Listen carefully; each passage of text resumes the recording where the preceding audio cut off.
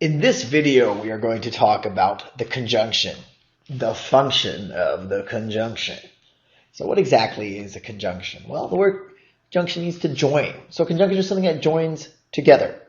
So if we look down here, it joins together single nouns, verbs, and adjectives.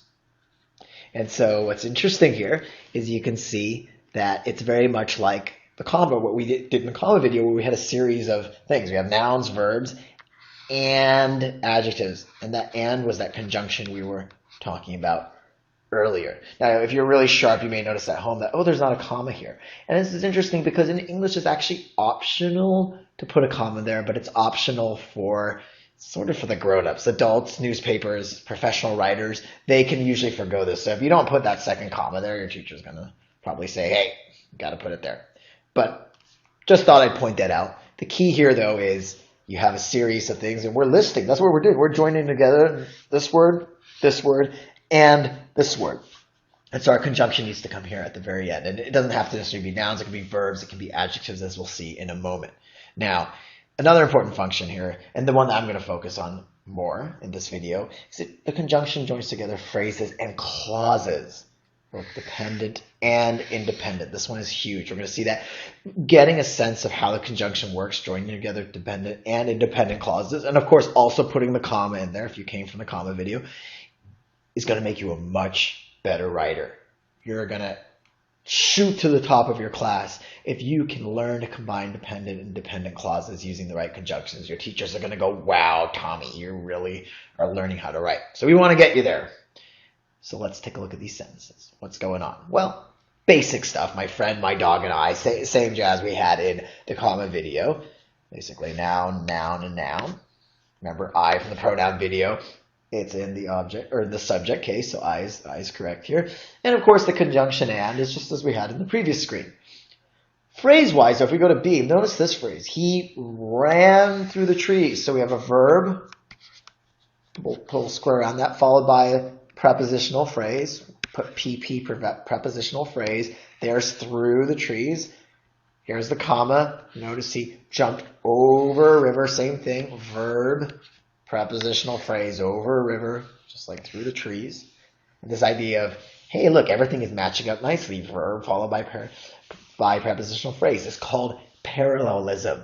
But unless you are a grown-up, or unless that is you are learning sophisticated grammar, do not go on to that video. But it is there, much further on in this grammar curriculum. But back to this question, we have the comma A, meaning this verb and prepositional phrase, comma B, this verb and this prepositional phrase over a river, and comma, you need the word then and, which is our conjunction.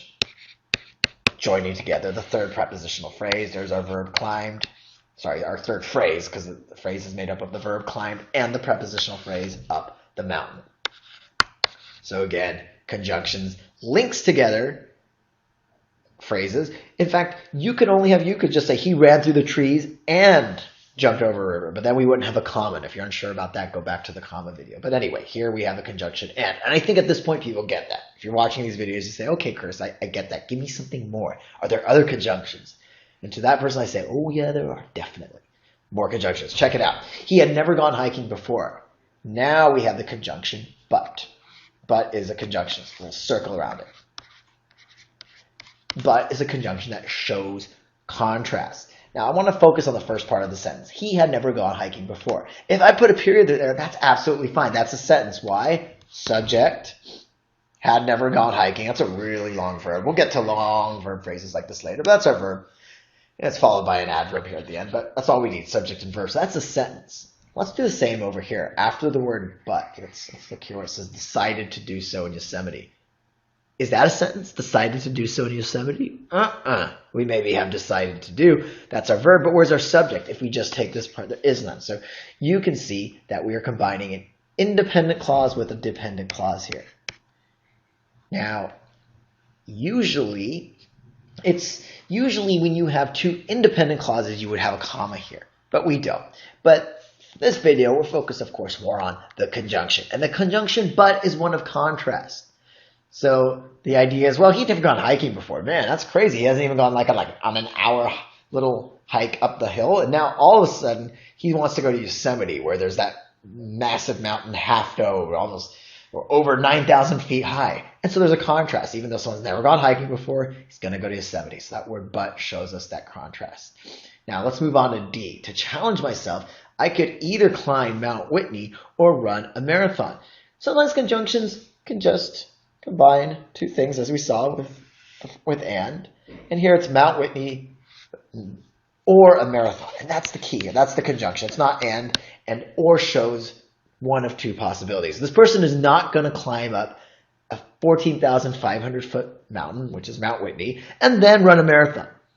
I'm sure, well, actually, I'm not sure if anyone can do that, but here he wants to do either one of two things, and that's why we have the conjunction or.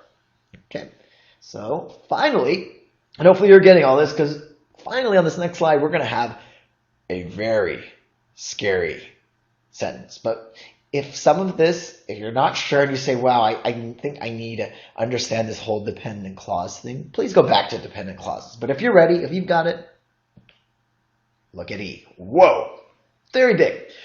Let's take it apart. Exercising every morning, comma, eating healthily. You can see now we have these phrases. And learning to breathe. There's our conjunction connecting these phrases. Again, these phrases are just fragments. They're not sentences. They're not independent clauses or dependent clauses, because dependent clauses need what? They need subject. They need verbs. These are just exercising every morning. There's no subject there. But they're phrases joined with the word and. I get the and comma here. And then we need the comma because now we're going to have a sentence. We're going to have an independent clause because we don't have a sentence yet. These are just a series of fragments joined with the conjunction and. Michael had fully prepared himself for the hike. Had that been everything, that would be a sentence because we have Michael, the subject, had fully prepared the verb. But just because we have our independent clause, remember it can stand alone, it's a sentence, same thing, independent clause. We'll put IC there for independent clause. Even though we have one, we can have something more, and indeed we do. Yet he was still unable to reach the top of the mountain. Is that a dependent clause or an independent clause? Well, he was still unable to reach the top of the mountain. If I just took this off here, that would be great because now I have an independent clause. But what else is going on here? We have this conjunction. So you can see that this independent clause can stand on its own, but we are using the word yet, which is a conjunction.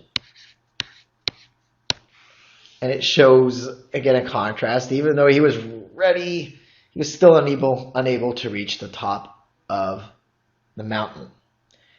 And so we are now in this massive sentence. We have combined two independent clauses with a conjunction. When you combine two independent clauses, you will always need a conjunction. You, most of the times, and I think it's a little good rule of thumb, will need a comma. So think of two independent clauses together to be comma, conjunction. If this conjunction was not here, we just had a comma, and then we went on, he was still unable to reach the mountain. That is called a comma splice. I know there's a lot in this video. That's an extra thing, but you can go on to the comma splice video to see exactly what a comma splice is and have other examples. But for now, we've taken apart this massive sentence. We can see that it actually has a couple of conjunctions, one with and. Notice the comma usage as well. And notice how we have a conjunction connecting two independent clauses.